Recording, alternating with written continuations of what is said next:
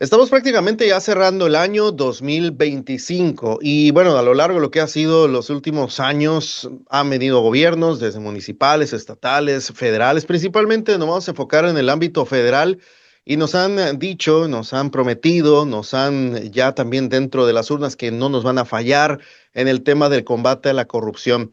Y sí creo que sí vale la pena, digo, ya cerrando dentro de lo que son los saldos finales de cada año. ¿Cómo vamos en esta materia? Que creo que ha sido la corrupción y según lo he mencionado y desde que yo tengo memoria en entrevistas varias con nuestros amigos y colaboradores de Mexicanos contra la Corrupción, una gran cantidad de dinero se va por el tema de la corrupción. Hay una afectación económica brutal en nuestro país en muchos de los ámbitos que tiene que ver justamente con la corrupción. Se gasta mucho en esta temática y vale la pena entrar en materia. ¿Cómo vamos en este tema? ¿Qué tanto hemos avanzado? ¿Qué tanto han avanzado las autoridades? Y es si esa promesa se está volviendo una realidad o simplemente son espejismos. Y para platicar al respecto de ello, está vía Zoom desde la Ciudad de México, Leonardo Núñez González. Él es director de investigación aplicada de Mexicanos contra la Corrupción y la Impunidad. Leonardo, qué gusto saludarte. Saludos hasta la Ciudad de México. ¿Cómo estás? ¿Qué tal? Muy buen día. Encantado de poder platicar contigo y con todo el auditorio. Gracias, Leonardo. Y bueno, un tema siempre difícil, ¿no? Siempre complicado y como ahorita en esta intro que nos aventamos por acá, pues nos han aventado mucho choro, ¿no? Como decimos acá en el norte, mucho rollo de decir, sí, va, ahora sí, los diferentes gobiernos han pasado de todos los colores, pero sobre todo la llamada Cuarta Transformación nos ha vendido la idea de, ahora sí vamos a acabar con la corrupción, empezar con el tema ahí de no impunidad y demás. Y preguntarte en primera instancia, dentro de lo que es este ámbito, ¿qué es corrupción? Para que la gente vaya comprendiendo un poco ya incluso el concepto, la concepción de la misma. ¿Cómo podemos definir o cómo definimos como corrupción en nuestro país? Claro, pues justo como bien mencionas, uno de los puntos principales para arrancar es tratar de ponerle un concepto. Y aquí la definición más sencilla, pero que logra explicar con mayor profundidad qué es la corrupción, es el abuso de un poder confiado para obtener un beneficio privado y que perjudica el interés público. Aquí hay como cuatro elementos fundamentales que hay que como que separar y analizar por individual porque, digamos, podemos tener combinaciones de esas tres o cuatro cosas sin que necesariamente sean corrupción. Entonces, el abuso de un poder confiado es que puede ser una autoridad, pero también puede ser una persona que tenga un rol de confianza, porque también existe la corrupción, por ejemplo, en la iglesia, en el sector privado o en el sector social. Entonces, cuando se trata de una persona que tiene un poder confiado y utiliza ese poder para obtener un beneficio privado, y beneficio privado no quiere decir personal directamente, sino que puede ser para beneficiarse a sí o beneficiar a otras personas y para que perjudica el interés público. Entonces, cuando tenemos ese poder confiado, que se abusa de él para obtener un beneficio privado y se perjudica el interés público, es cuando tenemos, digamos, los cuatro elementos fundamentales para entender qué es un caso de corrupción. En algunos otros casos podemos hablar de delitos específicos, pero cuando se cumplen esas cuatro características, tenemos casos de corrupción. Y, Y esto es importante porque no toda la corrupción sucede en el sector público. Casi siempre pensamos en ella en automático, pero tenemos múltiples mutaciones de la corrupción. qué importante eso que menciona Leonardo, ¿no? Para comprender, entender justamente este tema. Y bueno, ahí lo importante que existen organismos independientes como es Mexicanos contra la Corrupción y la Impunidad, que pueden tener cifras, datos históricos de lo que ha sido ya el manejo y el ámbito de la corrupción. ¿Qué dicen las cifras, Leonardo, en torno al tema de corrupción en México? Las cifras recientes, por fortuna también hay organismos internacionales que la miden globalmente y aquí en México también no es la excepción. ¿Cómo vamos en este tema? Claro, pues digamos, varias métricas internacionales que son las primeras que uno va revisando. En particular está el índice de percepción de la corrupción que hace Transparencia Internacional. Y ahí, en este momento, tenemos una calificación de 26 sobre 100 puntos, ¿no? Que entonces estamos reprobados, pero lo que llama la atención es que esa calificación es mucho peor que la que teníamos hace 10 años. Hace 10 años, en medio de la corrupción que estaba con el sexenio de Enrique Peña Nieto, teníamos una calificación de 35 puntos. Entonces caímos 8 puntos en una década en esta primera estimación.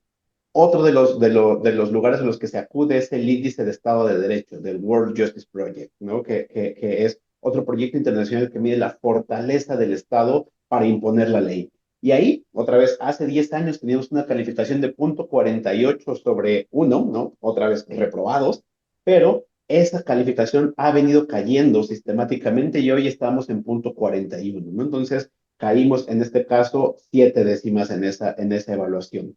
Y ahí hay un componente específico que mide las capacidades para combatir la corrupción y ahí la caída ha sido todavía peor. Pasamos de 0.34 de 1 hace 10 años, ahora estamos en 0.27. Entonces, esas son como las primeras evidencias internacionales de que algo se está descomponiendo o que algo no solamente ha venido empeorando, sino que contrasta precisamente con este discurso que también mencionas, ¿no? De que ya no existe la corrupción, de que estamos mejorando. Las mediciones internacionales nos empiezan a decir eso. Y yo creo que el dato más escandaloso de todos ellos son las dimensiones de los escándalos que estamos documentando en los últimos años. Porque en el caso del huachicol fiscal, por ejemplo, que es el caso más llamativo de todos, la estimación es que la pérdida durante todo el sexenio fue de alrededor de 600,000 millones de pesos. Y esa cantidad de recursos es tan difícil de transmitir que primero hay que compararla con los escándalos del pasado para saber de qué estamos hablando, ¿no? Entonces, por ejemplo, el escándalo de la estafa maestra, que fue este esquema donde participaron 11 dependencias y universidades estatales de todo el país, para desviar recursos, implicó un desvío de 7,000 millones de pesos. Aquí estamos hablando de 600,000 millones de pesos, Ujú. ¿no? Los robos de Javier Duarte, que fueron mucho más grandes, fueron de 60,000 millones de pesos, que es una décima parte de lo que es el huachicol fiscal ahora. Los desvíos de Segalmex fueron de hasta 15,000 millones de pesos, ¿no? Que ese ya fue durante el sexenio de López Obrador, y aquí estamos hablando de 20 veces el tamaño de Segalmex. Entonces, no habíamos visto en los últimos años un esquema de corrupción de esas dimensiones, y eso es importante mencionarlo, ¿no? Porque esto se nos sale de todas las proporciones que habíamos identificado en el pasado, porque es una cantidad de recursos tan difícil de imaginar que si lo dividiéramos entre todo el tiempo que duró este esquema, implicaría que se desviaron alrededor de 277 millones de pesos cada día u 11 millones de pesos cada hora sin parar durante todo el sexenio, en un solo esquema de corrupción, ¿no? Entonces, si bien es un problema que por su propia naturaleza se trata de esconder, ¿no? Y siempre solo nos podemos aproximar a saber cuánta corrupción existe, nunca habíamos visto algo de estas dimensiones. Entonces, ciertamente, pues esto acompaña a esos números internacionales, ¿no? Que ahí lo que se iba midiendo era la capacidad del Estado, la percepción de los ciudadanos, las estadísticas mismas del INEGI, que ahí tienen datos de cuántas personas son afectadas por la corrupción, y ninguno de esos números ha mejorado, sino que todo lo contrario, están yendo en un sentido negativo, que contrasta, como bien mencionaste, con la narrativa gubernamental, que no solamente ha hecho de la corrupción o del combate a ella su bandera, sino que incluso ha declarado que se ha eliminado y erradicado por completo de áreas completas del gobierno, ¿no? Y pues eso está contrastando con esta información. Justamente te iba a comentar eso, ¿no? Han vendido muy bien la idea, ¿no, Leonardo? Creo lo que es la 4T en general, digo, desde los tiempos de López Obrador hasta este primer año que está ya en funciones la presidenta Claudia Sheinbaum, señalar que ya no hay corrupción en el gobierno y demás. Y según estas cifras que me están comentando, es que pues, es brutal la diferencia, ¿no? Y también el hecho de enfrentar o confrontar a aquellos que dicen, mira, pues aquí están los datos, el famoso yo tengo otros datos, ¿no? Y ya con eso quita cualquier tipo de debate o posibilidad de debate. Es una situación que sí hemos observado que ha sido la narrativa durante estos 7 años de la cuarta transformación, ¿no? Así es, creo que ha habido una combinación en la que el discurso del combate a la corrupción se ha sido apropiado por el gobierno y ha sido instrumentalizado para paradójicamente proteger a muchos de los implicados en escándalos de corrupción, porque cuántas veces no hemos escuchado el no somos iguales como Ujú. una explicación para decir entonces no abriremos ni siquiera una investigación a pesar de los señalamientos y las evidencias. Entonces, se ha usado de manera muy potente el discurso anticorrupción para tratar de atacar a adversarios, para tratar de señalar a otros, pero no para ver el problema de manera integral. Y entonces ahí es donde entramos en la problemática del uso del discurso anticorrupción, pero con fines partidistas o con fines particulares y que contrasta con la necesidad de una política pública. Una política pública debería castigar, ahora sí que caiga quien caiga, fuera Ujú. quien fuera. Y lo que estamos viendo es una protección sistemática y un acallamiento incluso cuando esos escándalos llegan hasta los puntos más altos, porque aquí también es donde es importante ponerle nombre y apellido a las cosas, ¿no? En el caso del huachicol fiscal, es importantísimo recordar que el esquema que implicó más de 600,000 millones de pesos de desvío implicó a los dos sobrinos del titular de la Secretaría de Marina, ¿no? No era Juan Pérez que estaba ahí, no, era el titular de la Secretaría de Marina, desde donde se articuló una red en el que debieron participar cientos de personas al amparo de la impunidad. Lo mismo sucede en el caso, por ejemplo, de Dan Augusto y la Barredora. Fue un caso que por años hubo información pública de los vínculos del secretario de Seguridad Pública con el crimen organizado y con una multiplicidad de delitos y que fueron ignorados deliberadamente, ¿no? Al presidente le preguntaron en 2022, oiga, este secretario de Seguridad Pública está implicado, tiene señalamientos de vínculos con el crimen organizado, ¿y qué se decidió hacer? No investigarlo precisamente bajo esa justificación. Y entonces, pues tenemos ese doble uso del discurso anticorrupción, muy bueno para atacar a los adversarios, pero también muy bueno para proteger a la camarilla y a las personas involucradas bajo la justificación de que no somos iguales. Entonces, pues eso es lo que también empieza a explicar este deterioro, ¿no? Porque pues en el Estado de Derecho se supone que la ley es la ley. Y aquí lo que tenemos, pues es que para unos hay un trato y para otros hay otro trato. Ujú. Y hablando de ello, pues asoma el tema de la impunidad, ¿no, Leonardo? Es decir, vemos casos estos que mencionas, el caso de Huachicol Fiscal, con el cual vamos a estar pendientes a ver qué es lo que pasa con él, si hay algún tipo de detenciones, de capturas, órdenes de aprehensión y demás, pero ya hasta cambiaron de fiscal, ¿no? Ya se fue Alejandro Gertz Manero, va a entrar alguien más en funciones, que también ahí tiene el asunto de la renuncia, la salida del fiscal. Tiene también señalamientos de que hubo situaciones ahí relacionadas con más política, más que realmente temas que tienen que ver con la impartición de justicia en nuestro país. Así es, y eso también, digamos, la pareja de baile de la corrupción es la impunidad, La impunidad. ¿no? Y eso precisamente es donde está uno de los factores principales de la fiscalía y de las fiscalías estatales, porque esas son las instituciones que supuestamente son las encargadas de perseguir e investigar los delitos y luego llevarlos al Poder Judicial. ¿No? Aquí, digamos, hay muchos temas que están sueltos, pero es interesante que nos vendieron que íbamos a tener mejor justicia por la reforma para elegir a los jueces, cuando en realidad solamente un porcentaje pequeñititito de los casos acaban en los jueces porque la cifra de impunidad, que se conoce como la cifra negra, no solamente está en niveles hoy del 93,2%, ¿no? Eso quiere decir que por cada 1,000 delitos que se cometen, 932 no son investigados, no se les abre una carpeta de investigación, no, la autoridad no hace nada ante ellos y esos se convierten en lo que se conoce como la cifra negra. Si revisamos esa cifra negra, que hoy está en 93,2%, al principio del sexenio estaba en 92,4%. Digamos que pasamos de Guatemala a Guatepeor, y ahí es donde, digamos, es donde se hace evidente o donde aparece, donde se ven las consecuencias de una fiscalía en la cual la ciudadanía no tiene confianza para ir a denunciar, porque incluso cuando se denuncia, y ahí están en los propios datos, la gran mayoría de estas denuncias no acaban en nada y a veces Ujú. incluso acaban poniendo en riesgo a la propia persona que fue a denunciar por la colusión entre las autoridades y los criminales. Hubo unos datos, Leonardo, igual nos los confirmas o nos dices si hay algunos nuevos que dio a conocer el INEGI hace algunos años. Tengo por acá el del año 2023. La pregunta simple de qué tanto le cuesta a los mexicanos la corrupción, de qué tanto cuesta la corrupción en México. Y hay un dato que sacó el INEGI mencionando que el costo total para la ciudadanía por pagos, trámites y servicios públicos en los cuales pues tiene que dar la mochada, que pues date para que sea más rápido y ágil el servicio.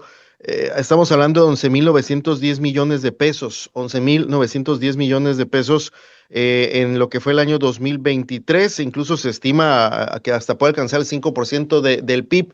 Y hago esto en referencia a lo que comentaste al inicio. Sí, hablamos mucho del servicio público, de los gobiernos que se hacen ricos o que los que igual les agarran parte de la tajada presupuestal de todos los años, pero también aquí los ciudadanos que también tienen, y algunos lo han mencionado, ya nos lo comentarás también, en el ADN el tema de la corrupción, de buscar la forma y la famosa frase, el no tranza, no avanza y demás. ¿Qué tan reales son estas cifras y cómo nos viste a los mexicanos en general? No únicamente autoridades, sino también ya todos los ciudadanos en concreto, Leonardo. Estos datos que mencionas son bien interesantes porque provienen precisamente del propio INEGI a través de su encuesta nacional de calidad de impacto gubernamental. Y además de la estimación del monto, ahí también hay una estimación de incidencia directa, que es decir, cuántas personas ya no creen que hay mucha corrupción, sino que específicamente dicen yo fui víctima de un acto de corrupción al interactuar con una persona, con el gobierno. Y ahí Ujú. hay dos temas interesantes. En ese dato oficial del INEGI, de entrada, estamos peor que hace 10 años también, ¿no? En Uf. 2013, el dato era que había 12,000 casos por cada 100,000 habitantes y ahorita estamos en 13,966 casos, ¿no? Entonces, eso es un incremento, pero lo interesante también digamos, expandir esa cifra, porque si 13,000 personas de cada 100,000 son víctimas de corrupción, eso quiere decir que al año tenemos alrededor de 18 millones de personas que son víctimas, ¿no? Entonces, es algo generalizado, pero también es muy bien importante poner sobre la mesa, no es un tema estrictamente cultural, no es que solo exista corrupción en México o que nosotros estemos predestinados, ¿no? Que nosotros tengamos un gen para la maldad de la corrupción, porque existe en todos los lugares del mundo y en todos los momentos de la historia, pero la corrupción nunca se puede eliminar, pero sí se puede controlar. Y lo que tenemos acá es que no se han generado nunca los incentivos para que la corrupción no suceda, porque la corrupción sucede cuando no hay capacidad de vigilancia, cuando no hay sanciones a quienes comete y cuando tienes un entorno de impunidad generalizada. Entonces, lo que tenemos es que en México se han dado las condiciones propicias para que esto suceda y que no haya consecuencias para ello, porque pues hoy lo vemos.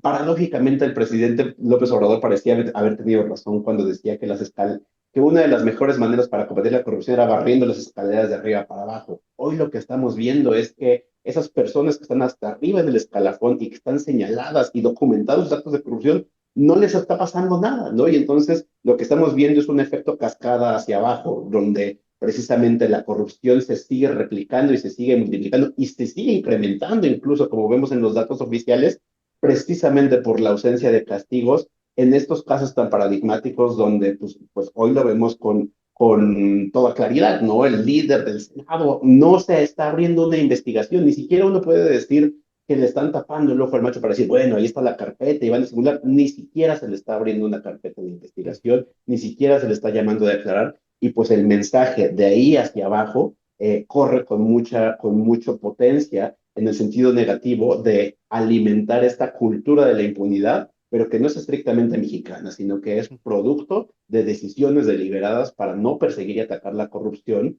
pues, como política pública. Ujú. Oye, Leonardo, y me imagino que ustedes desde su trinchera, a través de Mexicanos contra la Corrupción y la Impunidad, al momento de observar estas cifras, ver que estamos peor que años pasados y escuchar la narrativa y la forma, ¿no? La discursiva que tiene la autoridad federal, llega a desesperar, decir, oigan, pues es que no es una realidad, no es real lo que están diciendo ustedes desde el gobierno, desde lo que es ahí las mañaneras todos los días, las propias autoridades, todos los que forman parte del gobierno. Y no lo decimos nosotros, lo dicen instancias gubernamentales, instancias internacionales y también aquí mediciones. Y mi pregunta sería, ¿no? Y una de las reflexiones finales, Leonardo, es ¿qué hacer? Es decir, ante lo que es ya sordera por parte de las autoridades, decir, estamos bien y nos quedamos con esa y los datos que tengo yo son los correctos, los tuyos son incorrectos. ¿Qué hacer desde esa trinchera y sobre todo como ciudadanos y como sociedad en general? Claro, mira, creo que estamos ante un dilema muy preocupante porque ciertamente lo malo no es solamente que la autoridad lo niegue, sino que la autoridad hoy tiene todo el poder, Ujú. ¿no? Ya no, digamos, tienen todas las instituciones de justicia, los órganos autónomos, y entonces ya no hay o hay muy pocos mecanismos que se puedan activar, pero paradójicamente el pueblo no es todo, ¿no? Cuando tú revisas en las encuestas, por ejemplo, la aprobación de la presidenta siempre sale muy bien, pero cuando empiezas a hacer preguntas específicas sobre la opinión en políticas particulares, en donde sale reprobado el gobierno es corrupción. La última métrica que tenemos es que 75% de la población califica como mal o muy mal el combate a la corrupción. Y entonces, pues esto es un poco como el mal aliento, ¿no? No se puede ocultar. Digamos, yo creo que la principal apuesta que necesitamos es no olvidar y no dejar de documentar y denunciar, tal vez no necesariamente ante la autoridad, porque pues de lo que veníamos hablando con la cifra negra es muchas veces denunciar ante la autoridad no sirve de nada, pero Ujú. documentar como hacen mexicanos, pero como hacen periodismo local y como hacen muchas otras organizaciones, es fundamental para eventualmente llegar al momento de exigir cuentas. No, porque ciertamente ellos podrán decir que no hay corrupción, podrán decir que no está pasando nada, pero mientras se sigan apilando las investigaciones, que es como de, aquí está el contrato, aquí está la foto, aquí está el documento, aquí está la evidencia, tarde o temprano se les acabarán las excusas, precisamente porque tienen todo el poder y porque empieza a ser muy evidente, ¿no? Empezamos a notar con mucha claridad cómo el estilo de vida de un funcionario, ¿no? Esos viajes extravagantes, esas casas que no tienen explicación con los niveles de salario, y eventualmente por su propia gravedad esto va a acabar cayendo o va a generar un conflicto porque es inocultable. Y eso o va a obligar a que tomen acciones sobre eso o puede llevarlos a perder el poder, tal vez no de manera inmediata, pero por puro efecto de acumulación. Y entonces lo que tenemos que hacer es no olvidar, no silenciarnos y acercarse siempre al periodismo local y al periodismo de investigación a nivel nacional, porque ciertamente pues, no, levantar la voz en solitario no sirve de mucho porque te puede poner en peligro, pero contactar a un periodista, contactar a una organización que tenga un historial, digamos, documentado de que se avientan el tiro, como lo hacemos muchos, pues es uno de los caminos que hay que seguir porque no podemos permitir que nos mientan en la cara y que nos traten de decir algo que pues estamos viendo con nuestros propios ojos. Y sobre todo eso, ¿no? Que está documentado, tal cual lo están haciendo ustedes desde hace muchísimo tiempo, Leonardo, a través de Mexicanos contra la Corrupción. Y le hiciera la invitación, igual si nos lo permites, a la gente que se documente, ¿no? Y es un buen canal de difusión de todas las investigaciones que realizan a través de Mexicanos contra la Corrupción, de este gobierno y de pasados, digo, porque muchas veces lo que se viene que viene con sesgo y demás. Creo que es importante señalar, ustedes han estado ya también igual desde hace muchos años señalando casos de corrupción no únicamente a nivel nacional, sino también en los estados de la República, y toda la documentación está a través de sus portales y canales de comunicación, Leonardo. Así es, estamos a punto de cumplir 10 años, ¿no? Y Ujú. justamente, pues nos fue horrible con Peña Nieto, nos fue peor con López Obrador y ahorita estamos donde estamos, porque precisamente nuestra chamba, contrario a lo que se diga discursivamente, pues no depende del color, ¿no? Lo que pasa es que pues, si está gobernando Morena, pues obviamente les encuentras más cosas, pero si revisan, pues justo lo mismo le damos al PRI, al PAN, a MC, no hay partido que se nos salve porque la corrupción no es un tema de partidos, es un tema de Claro. política de Estado y pues nuestra chamba es documentarla, ahora sí que esté donde esté y caiga quien caiga. Exacto. Oye, y me quedo con la frase que tienes atrás, a tu espalda. El poder no corrompe, es el miedo lo que corrompe, quizás el miedo a perder el poder, a perder el poder. Sí, ciertamente, y en este caso esta frase es de un activista ruso, ¿no? Que creo Fíjate. que es interesante, Navalny, que fue asesinado por el Estado ruso, pero precisamente esto nos lleva también a entender que tal vez la corrupción viene después de justo el terror a hacer todo lo posible para no perder el poder y que la justicia te alcance. Y eso es lo que tenemos que evitar, ¿no? Tenemos que evitar perder el control de las instituciones porque si tienen el control absoluto de todo, pues ellos serán los jueces y parte de esta corrupción. Perfecto, pues así las cosas. Leonardo, yo te agradezco mucho a ti, a Mexicanos contra la Corrupción y la Impunidad, obviamente todo el equipo que hace un gran trabajo allá desde la Ciudad de México. Un fuerte abrazo acá desde Sonora y estaremos dándole seguimiento y gracias por estos minutos para tratar de comprender la realidad que tenemos en México con la cuestión de la corrupción. Pues falta mucho por hacer, pero no hay que claudicar en ese esfuerzo que bien menciona. Leonardo, muchas gracias. Encantado, muy buen día y saludos hasta por allá. Gracias a Leonardo Núñez González, director de investigación aplicada de Mexicanos contra la Corrupción y la Impunidad. Un auténtico trago amargo. La corrupción en nuestro país, que aunque nos digan que ya vamos mejor, que se ha acabado, los cifras, datos, todas las investigaciones ya también documentadas, hay muchos pendientes que hay que, sobre todo, preguntas que se hacen que merecen respuesta, sobre todo para los ciudadanos. Esto fue el trago amargo. Saludos.